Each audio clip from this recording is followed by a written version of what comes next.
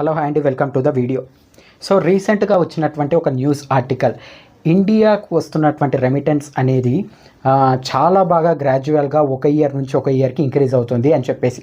యాక్చువల్గా 2022లో చూసుకుంటే 111 బిలియన్స్ ఉంది. ఆ తర్వాత 2023లో చూసుకుంటే 125 బిలియన్స్ ఉంది. ఇప్పుడు 2024 లోపల ఇది 135 బిలియన్స్ దాటే అవకాశం ఉంది అని చెప్పేసి ఒక అంచనా. సో ఈ రెమిటెన్స్ మీద ఒక పెద్ద చర్చనే నడుస్తుంది ఇంటర్నేషనల్గా. ఫస్ట్ ఆఫ్ ఆల్ అసలు న్యాచురల్గా మనకు సింపుల్గా అర్థం అవ్వాలి అంటే ఈ రెమిటెన్స్ అంటే ఏంటి అని చెప్పేసి మనం మాట్లాడితే, ఇప్పుడు బేసికల్గా మన భారతదేశం నుంచి చాలామంది వేరే ప్రాంతాలకు అంటే వేరే దేశాలకు వెళ్ళి వర్క్ చేస్తూ ఉంటారు. ఈ విషయంలో మ్యాక్సిమం ప్రతి ఒక్కరికి తెలిసిన విషయమే ఇది.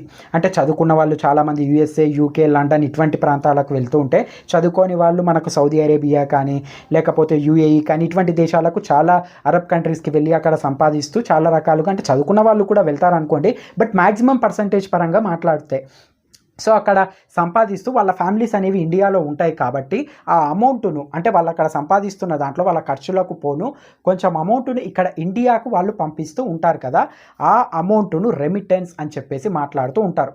సో ప్రపంచ చరిత్రలోనే ఈ రేంజ్లో హయ్యెస్ట్ రెమిటెన్స్ పొందినటువంటి దేశంగా ప్రస్తుతం భారతదేశం ఒక రికార్డు సృష్టించింది అని చెప్పేసి చెప్పవచ్చు.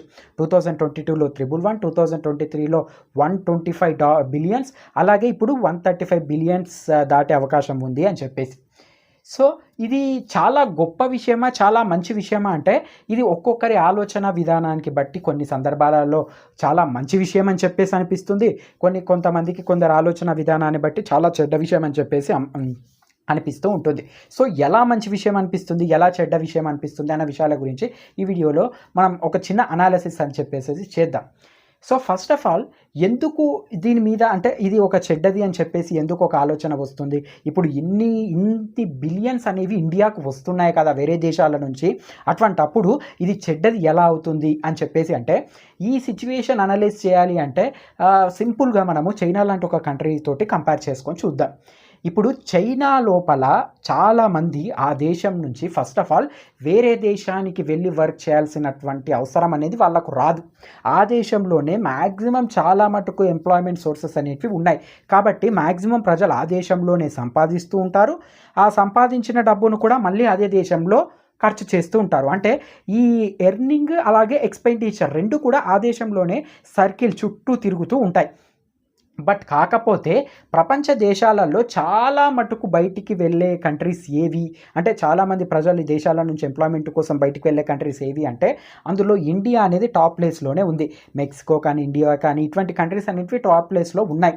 సో మన దేశంలో ఎంప్లాయ్మెంట్ లేకనే కదా ఇన్ని వేల మంది వేరే దేశాలకు వెళ్ళి పరాయి దేశం లోపల అక్కడ బ్రతుకుదెరువును వెతుక్కొని ఆ డబ్బులను అక్కడ సంపాదించి మళ్ళీ అక్కడి గవర్నమెంట్కు ట్యాక్సులు కట్టి అక్కడ ఖర్చు చేసి ఏదో కొంచెం మిగిలిన అమౌంట్ను మాత్రమే మన ఇండియాకు పంపిస్తున్నారు కదా అని చెప్పేసి ఈ పాయింట్ ఆఫ్ వ్యూలో మనం ఆలోచన చేస్తే ఇది నెగిటివ్గానే అనిపిస్తుంది. అంటే మన దేశంలో ఎంప్లాయ్మెంట్ సోర్సెస్ అనేవి ఈ రేంజ్లో తక్కువగా ఉండటం వల్ల ఇప్పుడు మనకు ఇంత పెద్ద రెమిటెన్స్ అనేది రావడం జరుగుతుంది. ఇది పేరుకు పెద్ద రికార్డే అయినా కానీ ఇది మనకేం పెద్ద చెప్పుకోదగ్గటువంటి గర్వించదగ్గేటటువంటి విషయం కాదు అని చెప్పేసి నెగిటివ్గా అనిపిస్తుంది.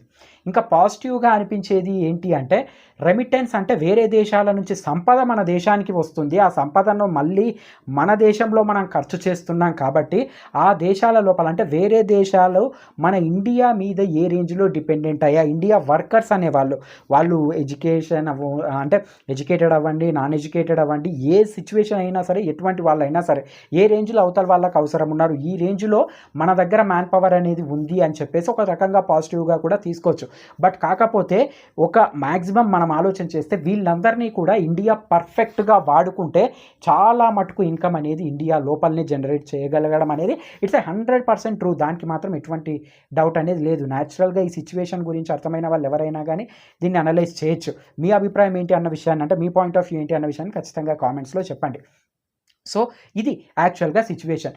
ఇప్పుడు సింపుల్గా మనం ఆలోచన చేస్తే ఈ రెమిటెన్స్ అనేది అంటే మనకు ఇంటర్నేషనల్గా వచ్చినటువంటి కొన్ని రిపోర్ట్స్ ప్రకారం ఈ రెమిటెన్స్ అనేది ఇండియాకు హయ్యెస్ట్గా ఏ కంట్రీ నుంచి వస్తుంది అని అంటే యుఎస్ఏ నుంచి ఇండియాకు వస్తుంది. బట్ ఇండియా నుంచి చాలామంది ప్రజలు ఏ దేశానికి పనిచేయడానికి వెళ్తున్నారు అని చెప్పేసి రిపోర్ట్స్ చెక్ చేస్తే యుఏఈకి వెళ్తున్నారు. అంటే ఇండియా నుంచి చాలామంది యూఏఈకి పనిచేయడానికి వెళ్తే రెమిటెన్స్ మాత్రం అమెరికా నుంచి ఎక్కువగా వస్తుంది. ఇప్పుడు రెమిటెన్స్ కూడా మరి యూఏఈ నుంచే రావాలి కదా అని చెప్పేసి ఒక చిన్న డౌట్ అనేది మీకు రావచ్చు. ఎక్కువ మంది ఇక్కడికి వెళ్తున్నప్పుడు అక్కడి నుంచే కదా మనకు అవుట్పుట్ కూడా రావాల్సింది అని చెప్పేసి. బట్ ఇక్కడ జరుగుతున్నటువంటి సిచ్యువేషన్ ఏంటంటే మ్యాక్సిమం యూఎస్ఏకు వెళ్తున్న వాళ్ళందరూ కూడా ఐటీ ఫీల్డ్లో ఉన్నటువంటి వాళ్ళు, వాళ్ళకు పేమెంట్స్ అనేవి చాలా హ్యూజ్ రేంజ్లో ఉంటాయి, వాళ్ళకు వచ్చేటటువంటి సాలరీస్ అనేటివి. అందుకనే అక్కడి నుంచి వస్తున్నటువంటి రెమిటెన్స్ అనేది ఇండియాకు హైగా ఉంది. బట్ ఈ యూఏఈ కంట్రీస్కి, అరబ్ కంట్రీస్కి వెళ్తున్న వాళ్ళు చాలామంది మ్యాక్సిమం పర్సంటేజ్ కూడా వర్కర్స్ పాయింట్ ఆఫ్ వ్యూలో వెళ్తున్నారు. ఐటీ ఫీల్డ్ కాకుండా నార్మల్గా నాన్ ఐటీస్ కానీ లేకపోతే నార్మల్ వర్కర్స్ కానీ ఇటువంటి వాళ్ళు ఎక్కువగా ఈ అరబ్ కంట్రీస్కి వెళ్తున్నారు. అందుకని ఇక్కడి నుంచి వస్తున్నటువంటి రెమిటెన్స్ అనేది మన భారతదేశానికి చాలా తక్కువగా ఉంది. ఏదేమైనా కానీ రెమిటెన్స్ మాత్రం ఇంకా ఫ్యూచర్ లోపల భారతదేశానికి వచ్చే రెమిటెన్స్ అనేది చాలా ఎక్కువగా పెరిగే అవకాశం ఉంది అని చెప్పేసి ఇంటర్నేషనల్గా ఒక రకమైన అంచనా అనేది వేస్తున్నారు. ఈ రెమిటెన్స్ పెరిగితే మంచిదా? ఇప్పుడు రెమిటెన్స్ ఏంటి అన్న విషయాన్ని నేను మీకు క్లియర్గా ఇక్కడ అనలైజ్ చేసి చెప్పాను కదా. మీకు ఇది పెరిగితే మంచిగానా లేకపోతే తగ్గితే మంచిగానా అన్న విషయం, మీ అభిప్రాయం ఏంటి అన్న విషయాన్ని మాత్రం ఖచ్చితంగా కామెంట్స్లో ఒక చిన్న కామెంట్ చేసి చెప్పండి.